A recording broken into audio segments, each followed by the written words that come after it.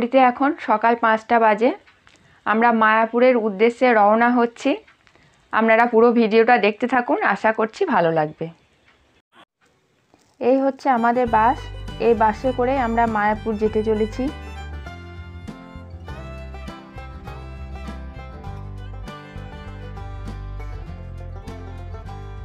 এখন আমরা মাঝ রাস্তায় যাচ্ছি।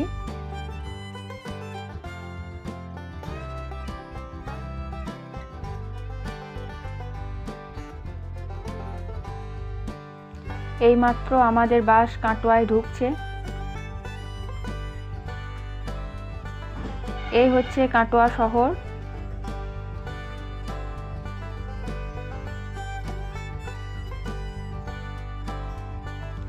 মায়াপুর পৌঁছাতে এখনো আমাদের 1.5 থেকে 2 ঘন্টা সময় লাগবে।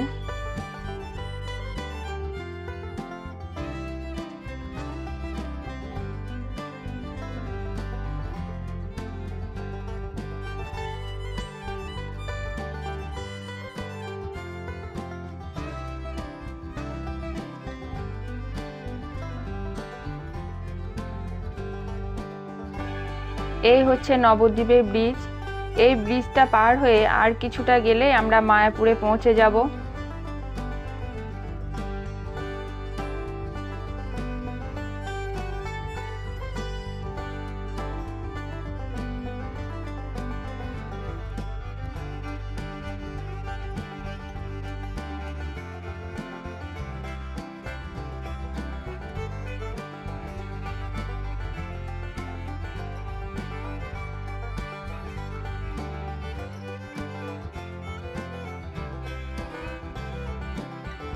অলরেডি আমরা মায়াপুরে পৌঁছে গেছি।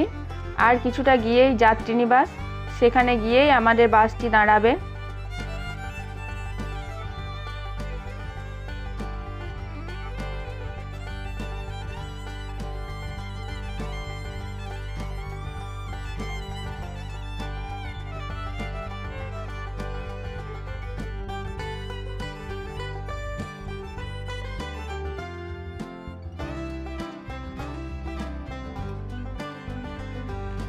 আমরা যাত্রী নিবাসে পৌঁছে গেছি। দেখুন চারিদিকটা খুব সুন্দর লাগছে দেখতে।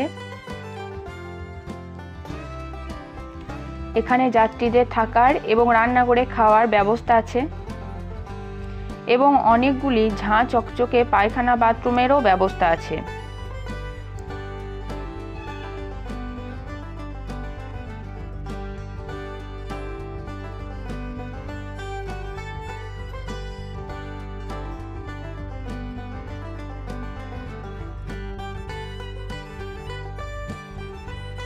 পৌঁছানোর পর একটু টিফিনের ব্যবস্থা ছিল, মুড়ি ঘুগনি। এটা খেয়ে আমরা ঘুরতে বেরোবো।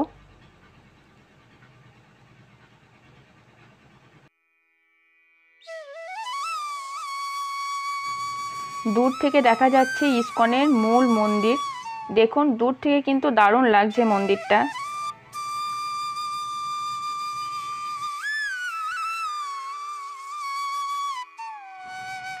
এই হচ্ছে মন্দিরের মূল প্রবেশদ্বার। এটা দিয়ে আমরা এখন মন্দিরের মধ্যে প্রবেশ করতে চলেছি।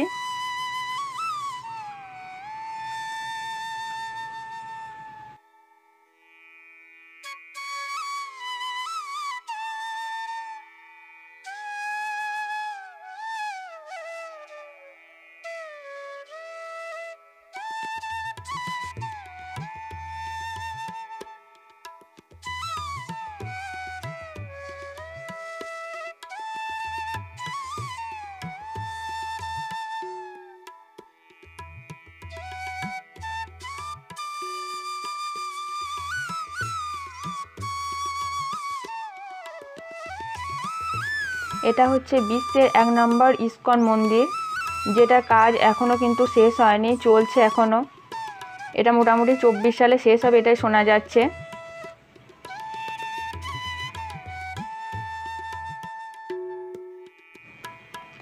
মন্দিরের চারিপাশটা ফুলের গাছ লাগিয়ে দারুণভাবে সাজানো হয়েছে। এটা কিন্তু দেখতেও খুব সুন্দর লাগছে।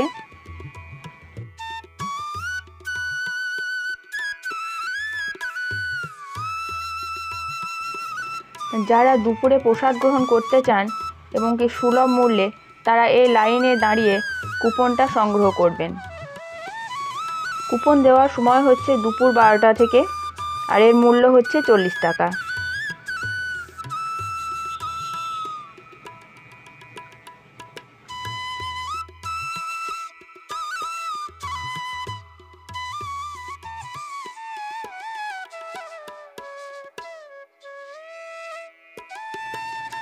মন্দিরের ভিতরেই প্রচুর স্টল আছে। তার মধ্যে সামনেই দেখতে পাচ্ছেন ফলের জুসের স্টল।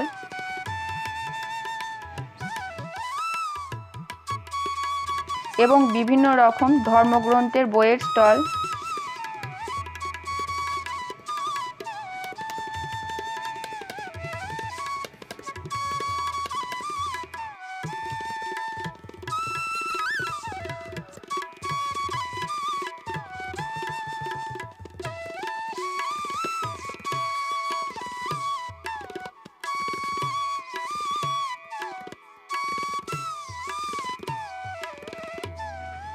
এটা হচ্ছে গদা ভবন যাওয়ার রাস্তা।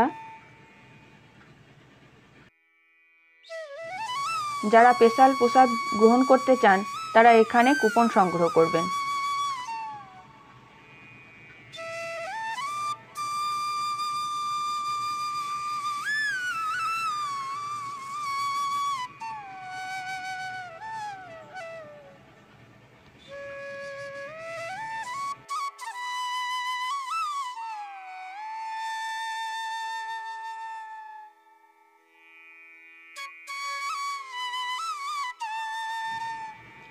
নতুন যে মন্দিরটা তৈরি হচ্ছে এটা হচ্ছে তার উত্তর দিক। এই মন্দিরটা চারিদিক থেকে দেখলে একই রকম লাগে।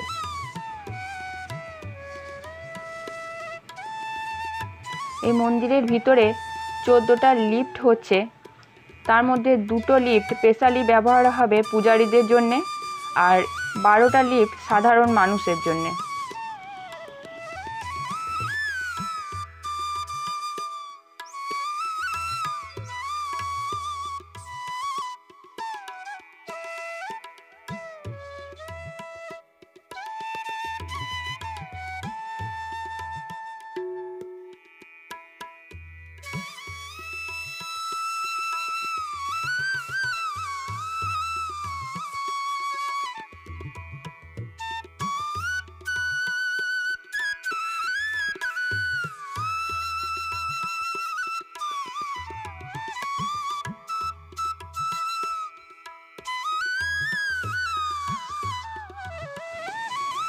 এটা হচ্ছে বেদান্ত স্বামী প্রভুপদ। এখানে হরিনামের বিভিন্ন সামগ্রী পাওয়া যায়।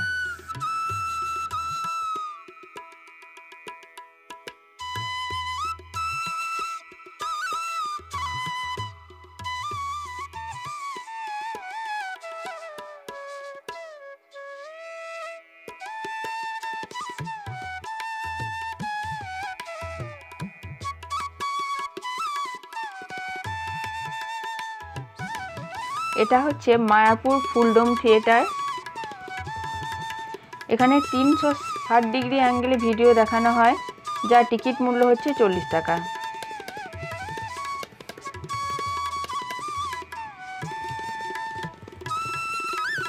এখন দুপুরে প্রসাদ গ্রহণের সময় হয়েছে, তাই সকলে প্রসাদ গ্রহণের জন্য লাইন দিচ্ছে।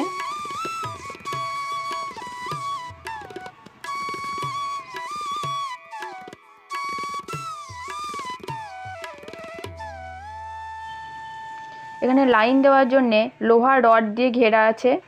এই লাইনের ভিতরে ভিতরে পাক দিয়ে ঘুরে ঘুরে যেতে হবে আর প্রসাদ গ্রহণ করতে হবে।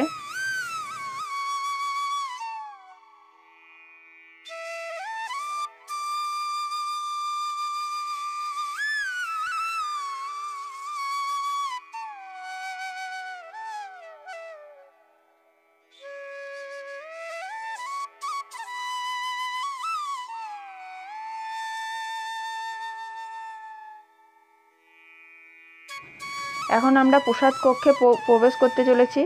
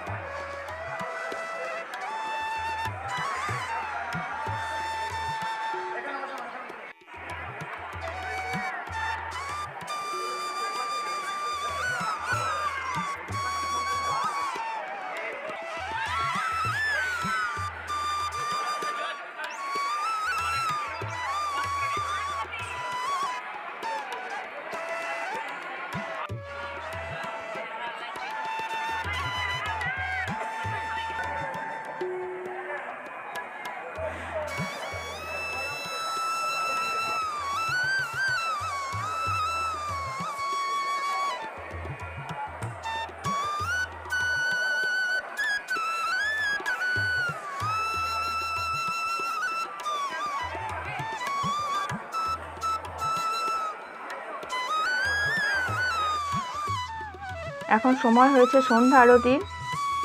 ভিতরে যেহেতু মোবাইল অ্যালাউ নেই, সেই জন্য বাইরে থেকে একটু আরতি তুলে দেখানোর চেষ্টা করছি আপনাদেরকে।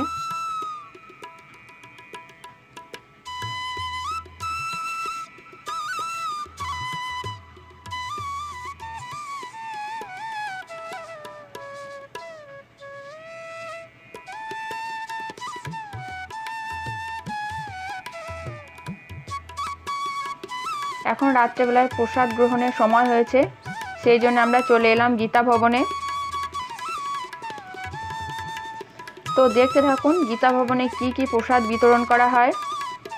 তো আপনাদের এই ভিডিওটা যদি ভালো লেগে থাকে তাহলে অবশ্যই আমার চ্যানেলটাকে সাবস্ক্রাইব করবেন ও একটা লাইক করবেন।